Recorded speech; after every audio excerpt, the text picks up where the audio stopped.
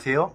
나브랜드 사회복지사에서 문화를 기획하는 사회복지사 주재를 맡은 사회복지사 김대근입니다. 이렇게 즐거운 사회복지 국리수어 협동조합 유튜브를 통해서 여러분과 인사를 나누게 되었습니다. 참 반갑습니다. 저는 오늘 왜 문화인가, 왜 저는 문화를 기준으로 하는 사회복지 활동을 하게 되었고 그 활동에 대해서 여러분에게 소개하고 있는가를 이야기하는 시간 갖도록 하겠습니다. 먼저 저의 성장 배경에 대해서 간단하게 소개를 드리도록 하겠습니다. 저는 87년부터 90년까지 성남 재활원이라는 곳에서 자원봉사를 합니다. 중고등학생이었는데요. 이때 처음으로 사회복지 현장을 경험하게 되었고요. 그리고 장애인들과 함께하는 삶이 얼마나 고귀한 삶인가라는 생각을 하게 되었습니다. 근데 그때 저는 사회복지학과에 대해서 많이 알지 못했어요. 그때 당시만 해도 사회복지학과가 있는 대학교가 많지 않았거든요. 그래서 저는 신학을 선택하게 됩니다. 장애인들과 함께하는 특수목회를 생각했던 것 같아요. 원 안에 있는 청소년의 얼굴은 놀랍게도 중학생의 얼굴입니다. 현장에서 이 사진을 소개해보는 사람들이 많이 경악을 금치 못하더라고요. 왜 그런지 모르겠습니다. 그리고 저는 신학교를 가고요. 그리고 목회를 하는, 특수목회를 하는 선배를 좀 보게 되었습니다. 경기도 평택에 있는 송탄기지촌이라는 곳이 있는데요. 미군 부대가 많은 곳이에요. 미군과 한국 여성들 사이에서 태어나는 아이들이 모여 살던 곳인데 그 아이들을 지원하는 아동센터를 운영하고 계셨어요. 저는 거기에서 아이들과 놀아주기도 하고요. 가끔 아이들을 인솔해서 미군 부대에서 영어 교육도 받게 하고 이런 활동을 했습니다. 오래 하진 않았지만 우리나라와 사회에 대해서 많은 생각을 하게 되는 그런 시간이었습니다. 세 번째, 저는 이제 98년부터 99년 IMF 직후인데요.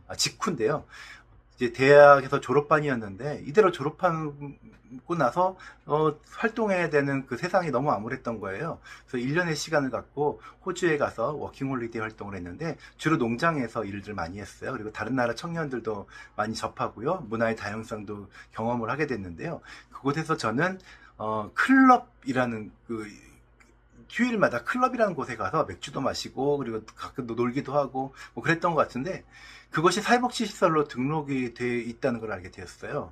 그 이유는 나라에서 사람들이 여가 활동, 그리고 취미, 그리고 관계, 건강 이런 것들이 당연히 국가에서 보장해줘야 될 권리다, 의무다 이렇게 생각을 한 거죠. 그러니까 사회복지시설로 운영이 되고 있고요. 이렇게 문화를 기준으로 사회복지 활동을 하고 있는 것에서 많은 감명을 받았습니다. 그것이 제가 오늘 문화복지에 오게 되는 문화복지라는 컨텐츠를 가지고 활동하게 되는 계기가 아니었나 그런 생각을 하게 됩니다. 여기 보면은 한 친구는 네덜란드 친구고요. 한 친구는 일본 친구고 한 친구는 저한테 끊임없이 아랍의 문화에 대해서 이야기했던 튀니지 친구고요. 앞에 있는 꼬재지한 사람이 접니다. 네, 악어를 보고 라코스테라 그랬더니 주변에 한국 사람들이 어디 가서 한국 사람이라고 얘기하지 말라고 더 창피하니까 이런 말을 했던 기억이 납니다. 그래서 이제 호주를 다녀와서 사회복지사의 길을 가게 됩니다. 방학골복지관에서 일을 하게 됐는데요. 저는 방학골복지관에서 문화를 통해서 사람들과 소통하고 주민 운동을 하는 그런 일을 맡게 됐습니다. 그래서 뭐 축제도 하고요. 또 벽화도 그리고 또 그 다문화 어머님들과 함께 모여서 인형을 만들어서 각 나라의 인형극을 공동체 내에서 소화하기도 하고요. 그리고 또 이게 짝장기 대회를 만들어서 어른들과 아이들이 소통하는 시간을 만들기도 했습니다. 이런 활동을 하다 보니까 이런 문화 콘텐츠로 사회복지하는 것이 굉장히 의미 있다는 확신을 더 갖게 되었습니다. 그래서 마을예술창작소 창고라는 곳에서 일을 하게 됐는데 마을예술창작소는 서울시에서 문화활동을 통해 공동체의 문화에 기여하는 그런 사업입니다. 근데 저는 이제 그것을 이제 민관협력 사업이라는 곳에서 일을 하게 됐는데요. 4년 동안 굉장히 좀 즐거운 일도 있고 의미 있는 일도 많이 했지만 관이랑 일하는 게 쉽지는 않더라고요. 그리고 여러 가지 갈등도 많고 한계도 많았고요. 그래서 2016년에 문을 닫게 되었습니다. 문을 닫았지만 그곳에서 함께 활동하던 사람들은 창고를 더 해보겠다고 해서 더창고라는 단체 이름을 짓게 됐는데요. 창고는 그곳에 있던 곳이 창동이었기 때문에 지은 이름이에요. 창동은 창고가 있는 동네란 뜻이었거든요. 그래서 지금까지 마을예술복지 플랫폼 더창고의 대표로 일을 하고 있습니다. 이번에는 문화는 무엇인가를 가지고 여러분과 이야기를 나눠보고자 합니다. 문화에 대해서 이론적인 이야기를 하기보다는 어떤 사례를 통해서 문화에 대해서 함께 생각하는 그런 시간으로 보내보려고 합니다. 기원전 15,000년경 석기시대 초기의 것으로 추정되는 사람의 뼈가 발견됩니다. 이 뼈는 부러졌다가 붙은 흔적이 있는 뼈예요. 누군가가 이 사람이 치유될 때까지 돌봐주었다는 것을 의미하거든요. 어떤 동물에게서도 나타날 수 없는, 오직 사람에게서만 나타날 수 있는 현상입니다. 인류학자 마그렛 미드는 이것이 인류 문명의 시작이자 인간 본연의 문화 모습이다 라고 이야기합니다. 오늘날 자기의 이익을 먼저 생각하고 공동체의 이익보다는 자기의 이익을 우선적으로 추구하는 이 시대에 많은 것을 시사해주는 이야기라고 할 수 있습니다. 여러분들은 아문센이란 이름을 들어보셨나요? 인류 최초로 남극점에 도달한 사람이라고 알려져 있죠. 지금 소개하고자 하는 어니스트 헨리 셰클턴도 남극에 도달하고자 했던 탐험가입니다. 아문센이 먼저 남극점 정복에 성공했기 때문에 단순하게 남극점에 도달하는 것은 이 사람에게 큰 의미가 없다고 생각했어요.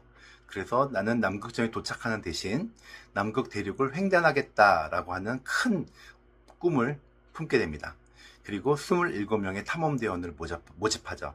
그리고 그 어니스트 셰클턴을 포함한 28명의 탐험대는 인듀어런스 호라는 범선을 타고 남극을 향해 출발합니다. 그런데 남극에 도착하기도 전에 부빙에 갇히게 돼요. 부빙인 남극 대륙을 둘러싸고 있는 작은 그 얼음들, 빙하들을 말하거든요. 근데 그 부빙에 갇혀서 10개월 동안을 오도 가도 못하고 갇히게 됩니다. 설상가상으로 이 부빙들이 얼어붙으니까 인듀어런스호가 조임을 당하게 되죠. 그리고 결국 박살나게 됩니다. 이제는 모두가 각자 생존 모드에 돌입하게 됐습니다. 네.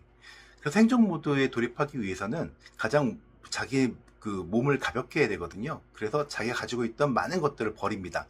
먼저 셰클턴이 앞장서서 버리니까 탐험대원들도 따라할 수밖에 없었죠. 심지어는 이 사람들이 데리고 갔던 자기 그리고 너무 사랑했던 개와 고양이까지 총으로 살해하게 됩니다. 너무 마음이 아프지만 생존을 위해서는 어쩔 수 없는 선택이었죠. 그럼에도 불구하고 셰클턴은 뜻밖의 물건을 챙깁니다. 그것은 악기 벤조였어요. 그런데 이 악기 벤조는 이들이 생존하는데 정말 큰 힘을 발휘하게 되죠. 셰클턴은 이 사람들이 모이면은 축구하게 하고 게임도 하게 하고요, 노래도 부르게 하고 기념일도 챙기고 차담회도 하는 등 해서 굉장히 이해할 수 없게 굉장히 여유로운 시간을 꼭 챙깁니다. 그리고 꼭 일기를 쓰게 하죠. 그 일기를 쓰면서 결국은 탐험대원들이 언젠가 집으로 돌아가서 무용담을 나누는 상상을 하게 하는 겁니다. 부정적인 생각에 휩싸이지 않고 긍정적인 생각을 하고 또 살아 돌아가겠다는 힘을 불어넣어주는 그런 역할을 하게 된 거죠. 결과적으로 이들은 모두 한 명도 낙오되지 않고 집으로 돌아갑니다. 문화가 사람들에게 얼마나 큰 힘을 발휘하는가를 알게 하는 그런 이야기였습니다. 저는 그래서 이 이야기를 보고 요셉 보이스라는 예술가가 생각났습니다. 요셉 보이스는 모든 사람은 예술가다라고 이야기하거든요. 그러니까 사람은 본연의 창조적인 모습이 있기 때문에 어떤 위기에 닥쳤을 때 그것을 극복하기 위해서 정말 창의력을 발휘한다는 거죠. 그렇기 때문에 모든 사람들은 예술가다라고 이야기합니다. 그래서 문화는 무엇일까요? 저는 이 문화가 사람을 가장 사람답게 만드는 힘이자 어려움을 극복하게 만드는 잠재적 능력이라고 생각합니다. 결코 문화는 자기의 먹고 사는 문제를 해결한 뒤에 누릴 수 있는 부가적인 것이 아니라고 생각합니다. 그리고 그 문화의 힘을 가장 강하게 만들기 위해서는 자기 것만을 챙기는 이기적인 것이 아니라 서로를 챙기고 걱정하고 염려하고 돌보는 그런 따뜻한 마음이 함께 했을 때 가장 극대화된다고 생각합니다. 이번의 주제는 창의성과 다양성입니다. 창의성은 전 세계 CEO 1,500명을 상대로 비즈니스 리더에게 필요한 역량이 무엇인가를 물어봤을 때 압도적으로 선택한 능력이라고 합니다.